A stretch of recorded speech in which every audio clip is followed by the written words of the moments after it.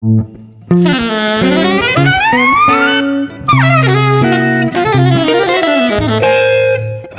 Jazz.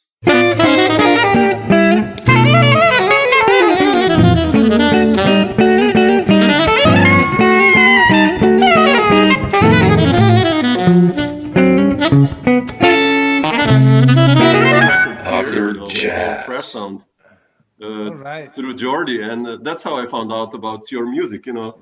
Like your first record with I'm a huge fan of Bob Moses and all these guys, and I was just checking out who else is on Fresh Sound, and I was like, Yeah. oh, let's see this, and I was like, wow, incredible stuff. So yeah, and then I've been following you for a long time now, like your Wow. records, and I love what you do, the sound and everything. So I just want to ask you about some things, how you did it, and all your connections. So thanks for Man, taking the time. I'm happy that somebody is listening to the music, I think there are many people, man. Yeah. But Javier, I want to ask you first about this one. I listened the other day on Bandcamp to this new record you did with the First Takes with All right. Billy Hart and Michael Vistel on saxophone, and it's an incredible record. I love Billy Hart, and I wanted to ask you, how did you connect, and how did this story happen with Billy and Michael, Well- actually, also? So. Well, I made an album, a duet album with Jorge Rossy, Yeah. and then we made a little tour with Kevin Hayes and Billy Hart. Oh, really? Oh, wow. Yeah, we did a little tour there, and then that week we had one day off, and then with Michael, because we are friends, we were talking about, hey man, maybe we can make a record with Billy Hart since we have a day off, and so we set up the session. We went to the studio with Billy, and of course he brought to the studio a very nice vibe and the whole thing, and it was really really great to be around him, to be honest. And then the records, we did it in a few hours. So it's actually First Takes. yeah. Wow. We only were checking the sound and maybe checking out some melodies and all of, we just hit it. Yeah. Wow. And of course, if you have Billy Hart on drums, it's gonna sound good, Yeah. Sure, man. So that was very good, very nice. And with Billy also, we did another tour where we played also in Spain and in Italy. Oh, really? Oh, wow. With Jorge Rossy's that album I was telling you about. Yeah. And it was very good times. And we were talking about music, Yeah. and you can learn a lot, about just Yeah. hanging out with people like that. Yeah. That's his, that album Oshumare, that one that he made? Like in the 70s, I think it's with Cecil McBee on bass, and it's like he's already then like amazing stuff. Man. Yeah, he's really amazing. Yeah. Really amazing.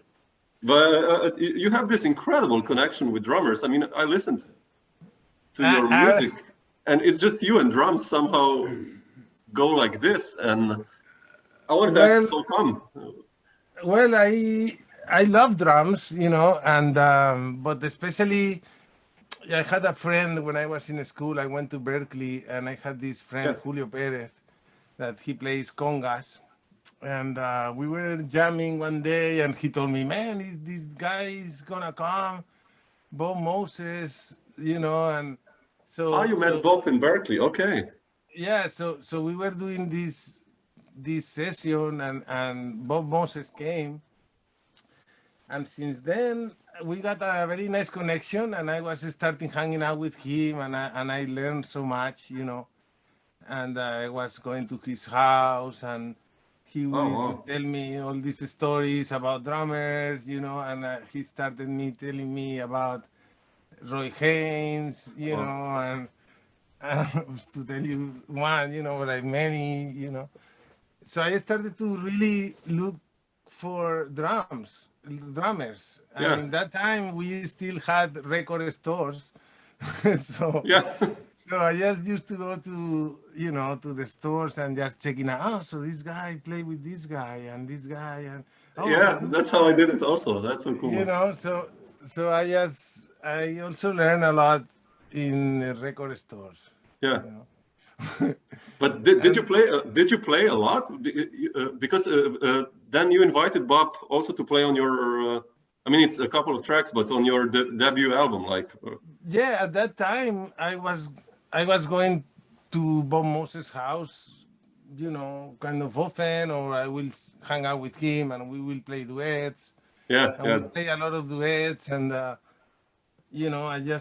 I'm so grateful and fortunate to have that, and it was really, really incredible. And I hope one day to play again. Yeah. Now then we are older and. Yeah, would be different. Yeah, so yeah, like drums is very good, very nice. But did you play also concerts? To understand. Did you play concerts with Bob also, right, or no? We did 2 concerts. Oh wow, okay. We did 2 concerts, very, very incredible concerts. We played in a little club in Boston around 2000, and it was with a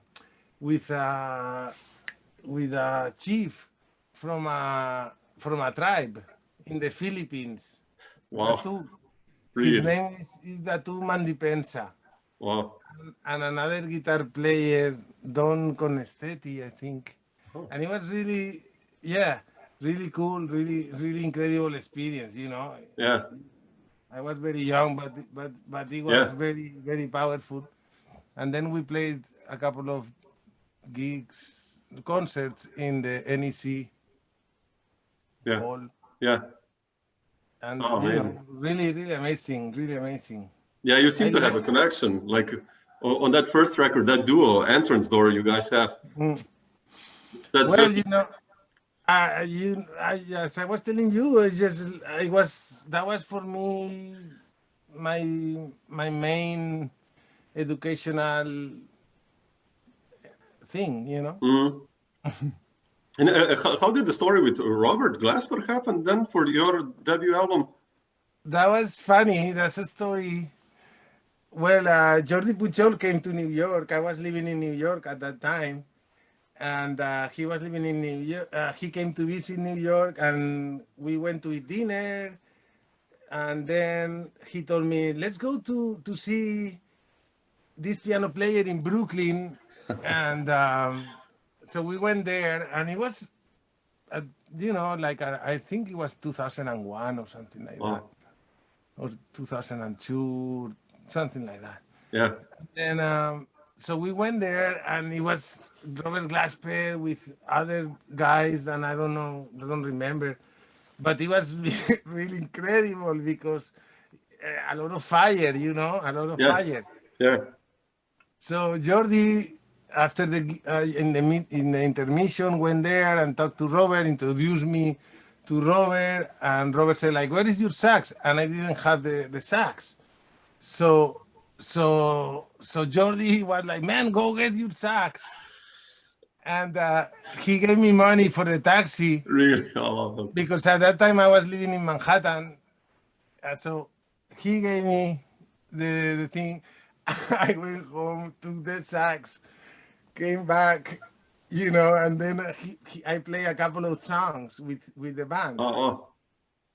And after the thing, I called him up, and he was very sweet, and I told him, hey man, I actually making this album for Fresh Sound.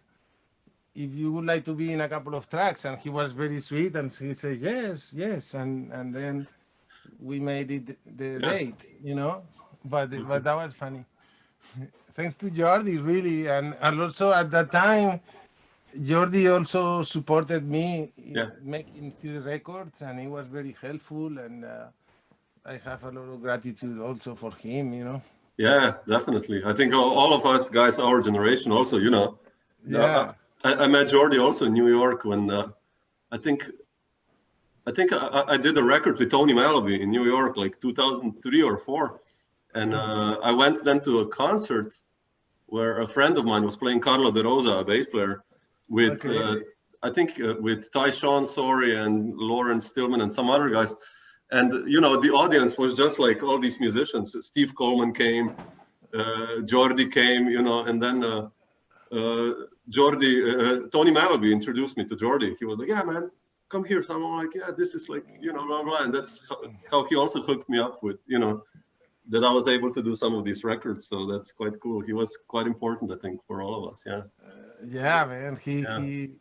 He put a lot of effort. Yeah, effort. Yeah. But you mentioned Javier. You mentioned Berkeley. I wanted to ask you, how was your experience? Because when you came to Berkeley, you were 18, right? Yeah. My experience was very great for me because I was coming from a place that I was coming out more from classical music. Oh, okay. The conservatory. So I grew up in a musical family, and since very young I was into this solfege, piano, clarinet, all that.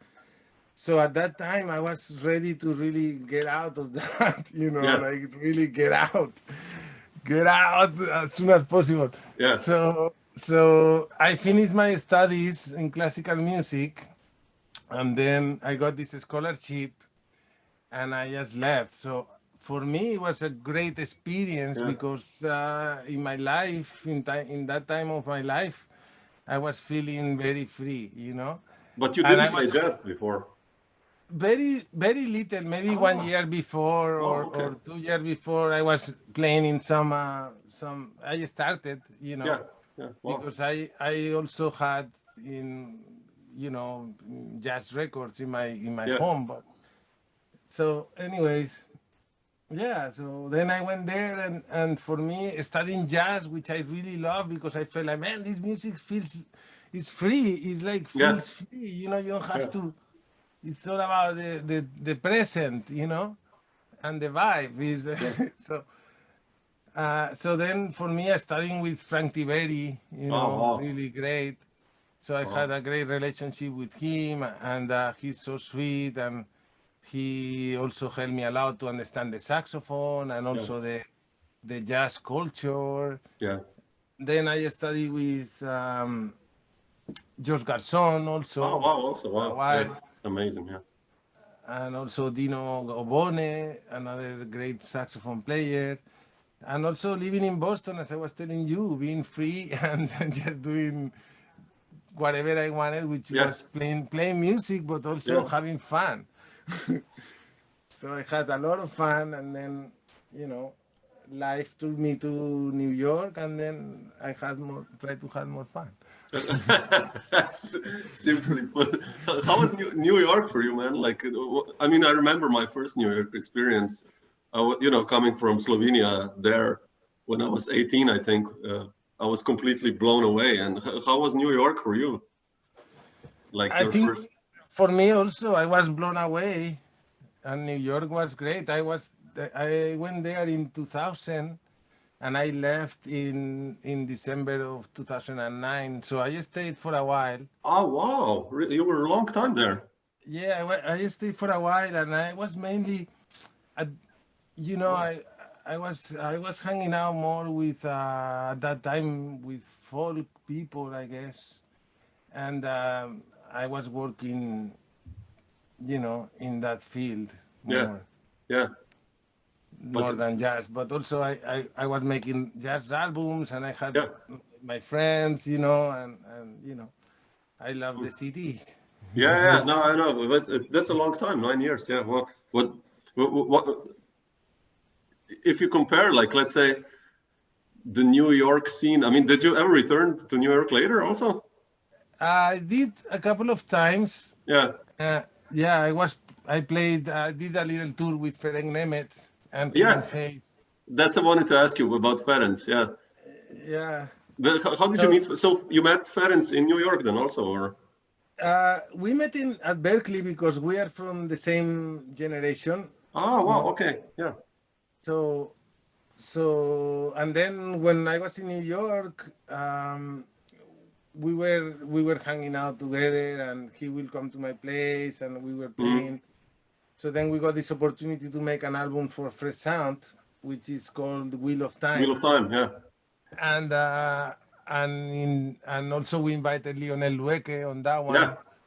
So that was, it was a nice relationship, and we keep being friends and everything, and hopefully we can make more. Yeah, with Lionel, you made really many albums, right? I mean, you met him through Ferenc or already before, like?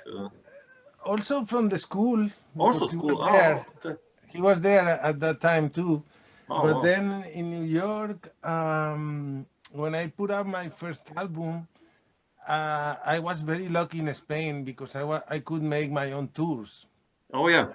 Sure. And then I made nice tours. So Lionel came to tour, and Yeah. we were doing like 20 days tour. Wow. We were playing in little clubs, maybe one festival or something. Yeah. But we did a lot of band, and That's fun. and so with Lionel, I think he came at least 3 times. Wow. Yeah, we also had 1 week always, pretty much, in Madrid, in Café Central, which Central, is one whole week. Wow. So that also, we were doing for 2 weeks or something. And that's back in the days, but you could still do like everything, Bilbao, Yeah. Jimmy Glass, everything, right? And Yeah, exactly. We were doing Jimmy Glass, La Bilbaína, Yeah. many in Granada. Also, Yeah. it was a very nice place. yeah, Also, a lot of places. Very Yeah. great, very great. And then, Lionel is such an incredible Yeah. person, and he also is very willing to help, and he's very sweet, and also I learned a lot also from him. yeah. Like he wrote that first song on that one, "Wish You Were Here," right? Album. I think. Yeah. I love that one. Yeah. Like such a cool groove. I mean, I like that. Yeah. But that "Wish You Were Here" album, like that was also in New York recorded, and when you were there, right? Yes. Because that Yeah. album, man, with Larry Grenadier, and I think it's Francisco Mela on drums, right? Yeah, I was very lucky with that one too, because at that time I was touring with a very big Spanish pop guy called Alejandro Sanz. So we were touring for pretty much 2 years, and so economically I was doing pretty good. Yeah. And so when that tour kind of finished, I was hanging out with Francisco Mela, and he suggested me, man, you should call Larry Grenadier for this, and I'm like, oh man, I don't know, because of course Larry Grenadier is like one of the best players, and he's so incredible, and I don't know, but anyways, but I call him up, and see what's up. And he also was very sweet and willing to do it. And so I put up this band, very nice band. Actually, thanks to Mela, because he gave me the numbers, and it was very, very good. So with Sam Yahel on piano, Lionel Loueke on guitar, Larry Grenadier on bass, Francisco Mela on drums, and then a couple of guests, Arturo Stable on percussion, and Jorge Perez. So, I just pull it up somehow. Yeah, it's a beautiful record. I listened to it today, and I was like, really, like the writing, everything. It's just like, it's one of those records you put on. And then Larry has a bass solo, I think, on the second or third song, and it's just like this, everything is cool. Like, it's like, incredible, man. Like, beautiful stuff. It came out very nice. We recorded there at Peter Carl's. Peter Carl, yeah. With Michael Perez Cisneros, and we created a nice vibe in the studio, and we just played. It was not like a very vibe. We were like, okay, let's try to make this thing happen.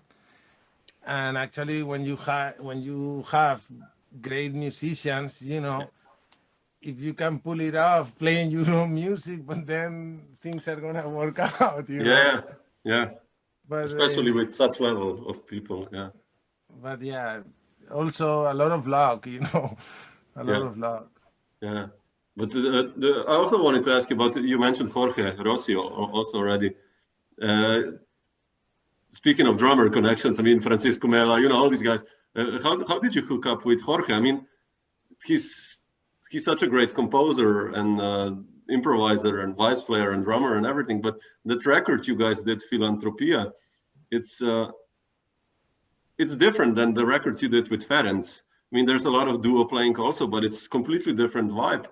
And I wanted to ask you first two things. Like, first, how did you meet Jorge? I mean, he's from Spain, obviously, but how is it also for you to play with a drummer in duo, let's say, settings? How do you think then about improv? Well, first of all, I met Jorge. I always knew about Jorge Rossy growing up because he was already famous. Yeah. Not famous, but very known in the jazz world in Spain, which he was very close and but also, so he was a person that to look for. And then I met, when I was at Berkeley, he came to Schoolers, so that club with Brad Meldau, and then I went to see him, then we hung out somehow, and then I saw him in New York a few times, so we got these good vibes, and he's so funny and sweet, and then we just established a good relationship, Then when I was coming to Spain, sometimes I was playing at that time when we did these tours with Lionel. Sometimes they were playing the same festival. Yeah. And I remember one time we were playing in Granada and Jorge came with Brad Meldau to the gig and it was very nice. So we always had a great relationship. Yeah. And then when I moved back from New York to Spain, he was living in a small town in a big musician's house. And then I was there for a few months and then we got a nice connection and then he has a studio there. Yeah. And we started to record with the marimbas and the vibraphones and to try to create different settings in a duo context. Yeah, that's beautiful. Yeah, but yeah. Yeah, nice record you did with all these amazing guys.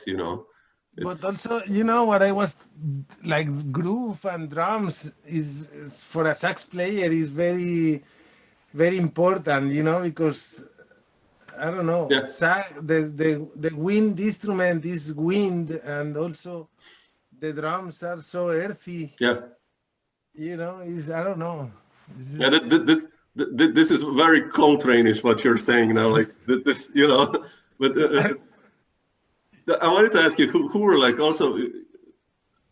I think sound is so important for you. You mentioned now wind and earth but I think when I hear you play saxophone, it's just, you get blown away. Speaking of wind, it's always, you have a huge presence on the sound. And I wanted to ask you, how did you develop your sound through years? Did you consciously think about the sound also, or? Yeah, I think about the sound a lot because I think it's very important, woodwind instruments, breathing is a lot of things.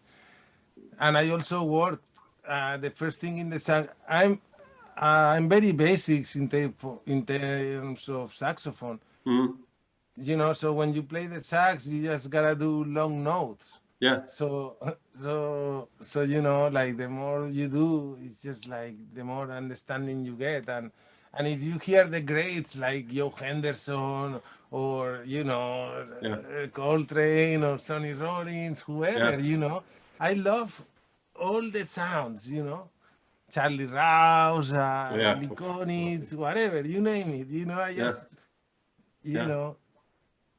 and I think I just worked a little bit on that. Yeah. No, yeah, that makes sense. But you mentioned all these guys now, Henderson, Charlie Rose, I love these guys. And the Coltrane, like, who was like the first jazz saxophone player you remember, or like the first jazz record that blew your mind? Well, my parents, they had a lot of Weather Report. Oh, really?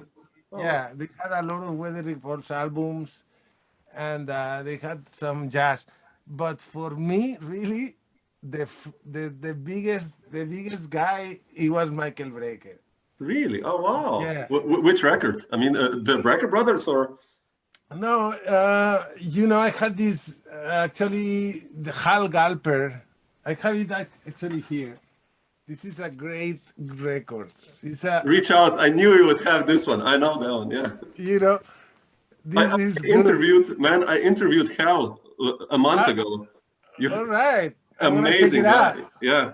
Oh, I'm that's gonna how you check it. found about Mike Brecker. Okay, cool. Yeah, that was one of the first albums, and also my father had Frank Zappa live in New York. Oh, I wow. don't, Yeah. you, so Yeah. there is a track there. I mean, the whole album is amazing, but there is this Purple Lagoon, it's called, Yeah. and it has a great saxophone solo. So that was how, and that really impacted me. Yeah.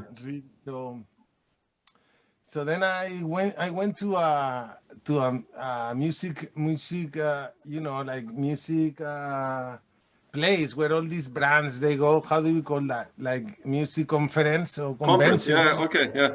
Yeah, at the beginning, and I was trying to play the sax at that time. So one saxophone player, a Polish saxophone player, was there trying saxophone, older guy. And he told me, "Man, you wanna sound good?" Because he talked Spanish. He was a teacher in the conservatory somewhere in the north, but great saxophone player. He said, "You wanna sound good? You gotta put a ballad, and play exactly like the ballad." And at that point, I was like, "Oh man, that's pretty it." Yeah. So so then I just did that, you Yeah. know. I just, I just did Yeah. that. But did you transcribe a lot of players also? Like, did you ever like sit down and transcribe Michael solos or? To be honest, I didn't do a lot of transcribing in Okay. that orthodox, Way. Yeah. orthodox way. Uh, right now I learn a few solos, Oh. but I'm not a very good transcriber. Nah, man, it's. I think Joe Lovano once said that about transcribing that you don't have to transcribe, you just have to listen a lot to a player. I listen a lot. Yeah, yeah, I which listen makes a lot sense. and I love it. Yeah, I just love it. Yeah. And also, like the music that we do is always beautiful because you always can learn something. yeah, You can sit down with your instrument and learn sound or yeah, learn some scales on some chords. You can sit down on the piano and improve.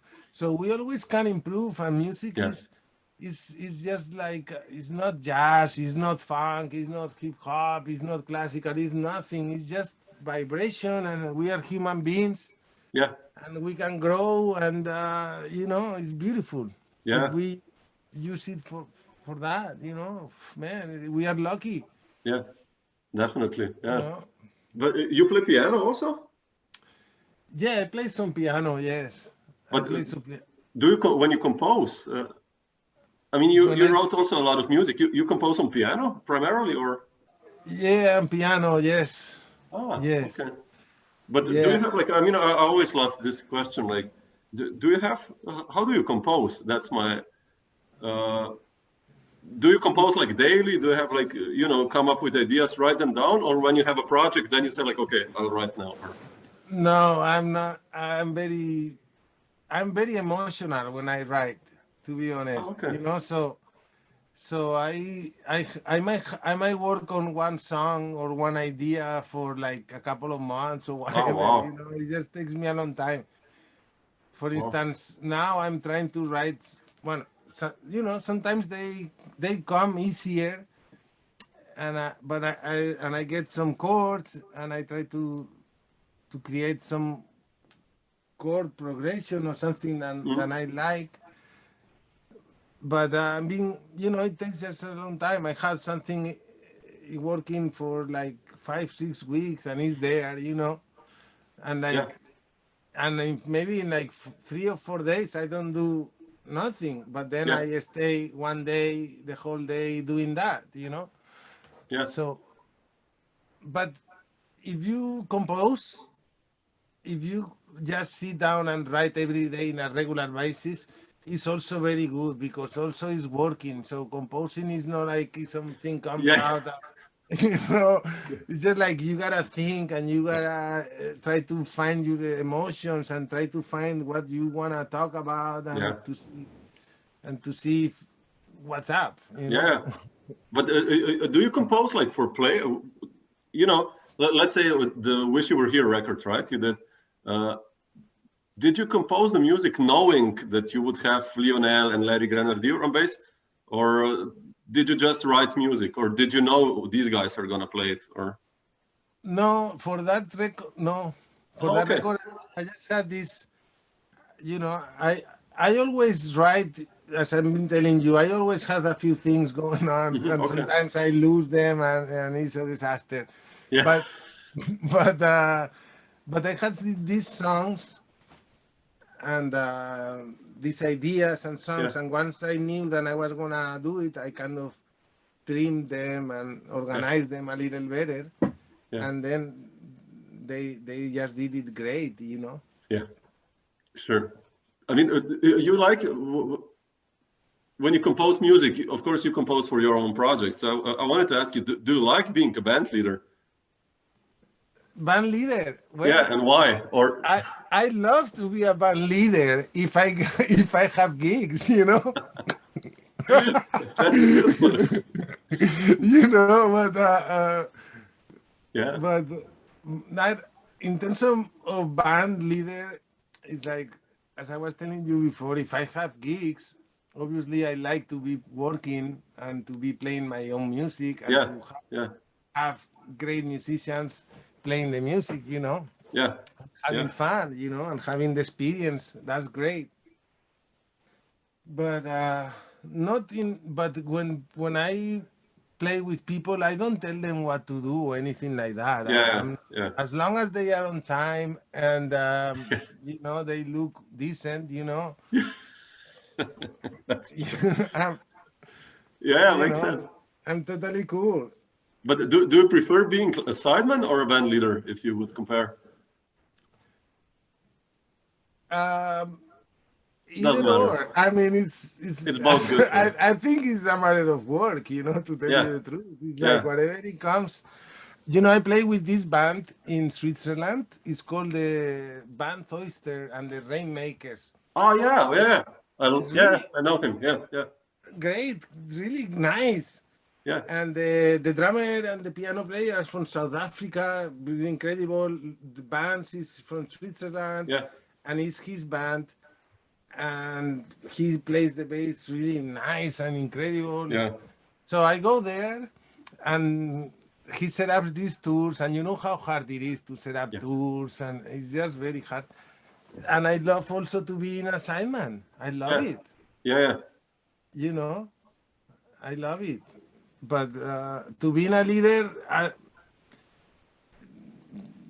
I don't know. If I have gigs, Yeah, yeah. great. But to be a leader, in that sense, I don't care. Yeah, no, it's funny because some people really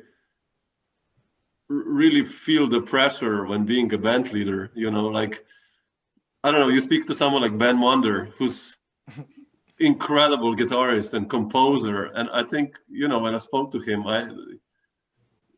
he's not really of a band leader type that he would like promote the music and go out there and get gigs, but he should be, in my opinion. But there's many people like that. That's why I'm asking, because it's such different perspectives we have.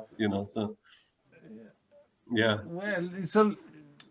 I mean, Ben is such an incredible guitar player, yeah, and such a special person.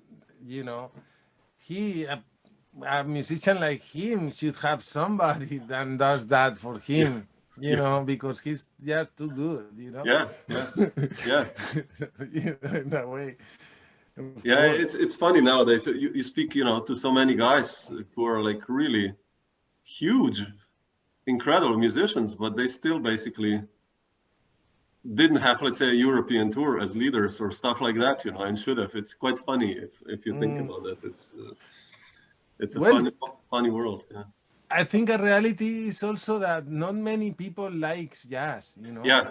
Yeah. I mean, we love it Yeah. and we love everything, but today not a lot of people love jazz, so it's Yeah. very hard. And we are a lot of musicians, and I wish that regular society will love more the arts and Yeah. will be more into the arts and more into going through some cultural voyage than they learn more than plastic clothing and and whatever you name it, and Yeah. porn. Yeah. Yeah. Makes sense. Yeah. It's just Yeah. like we are going through very strange times, very, very strange times. I think, Yes.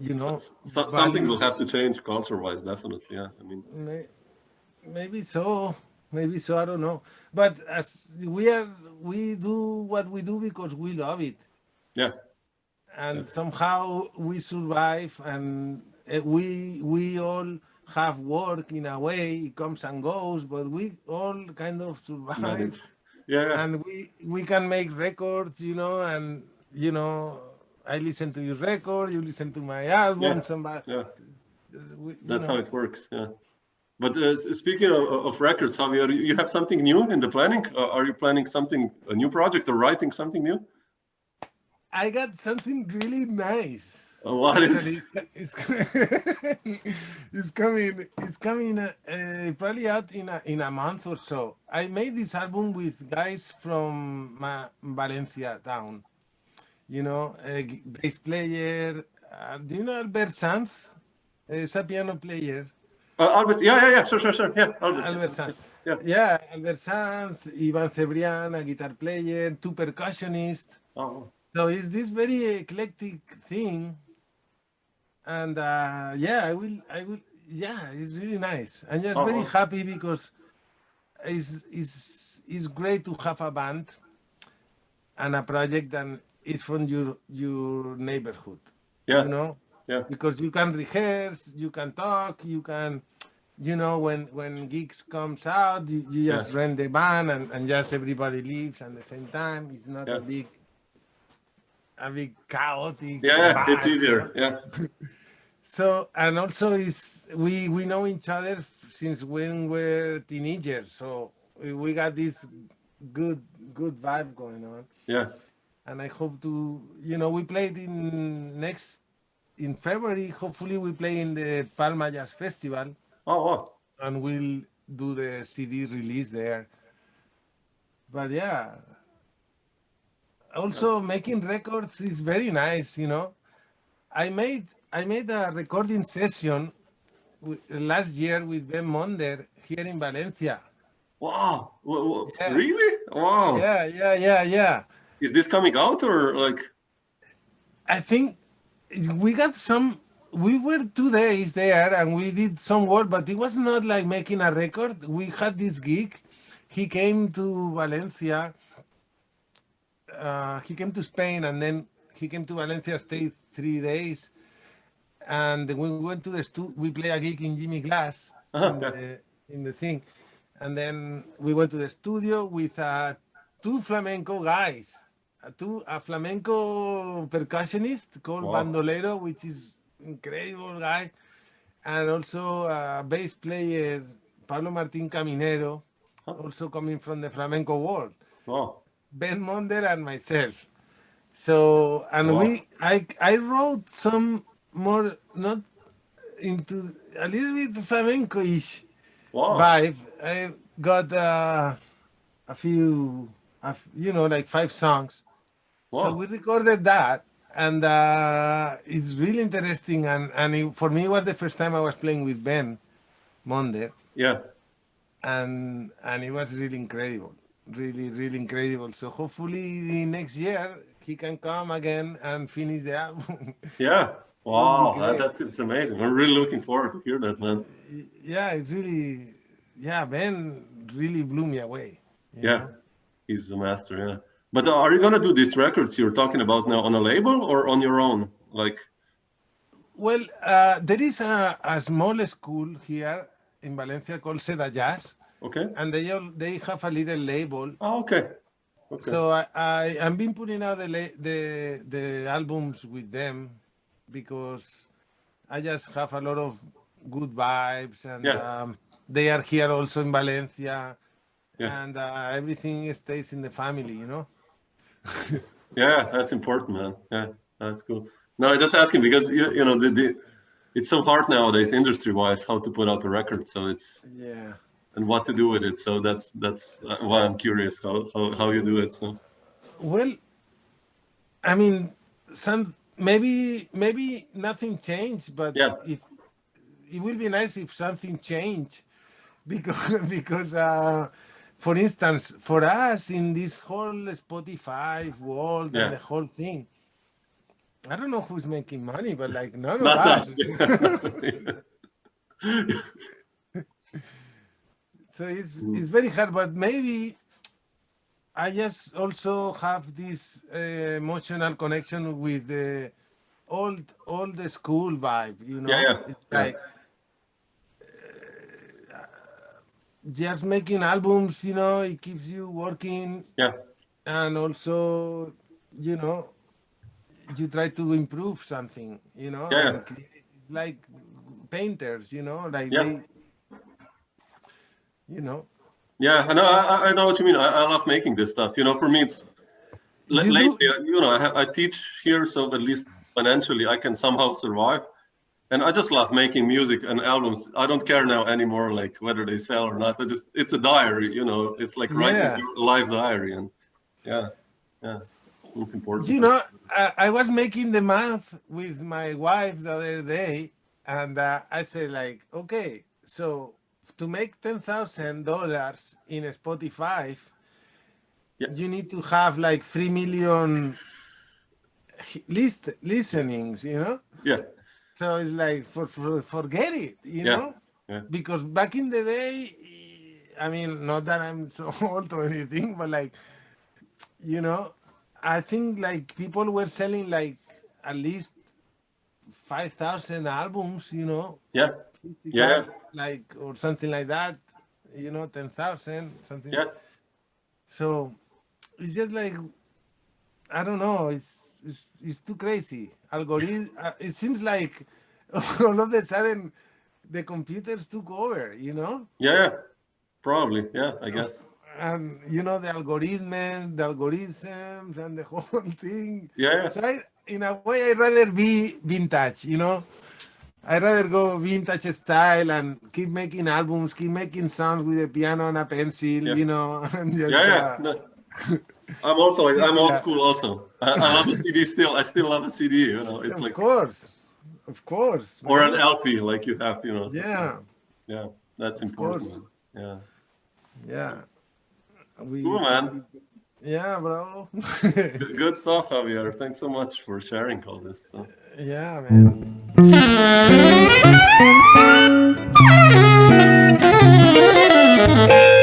Dr. Jazz.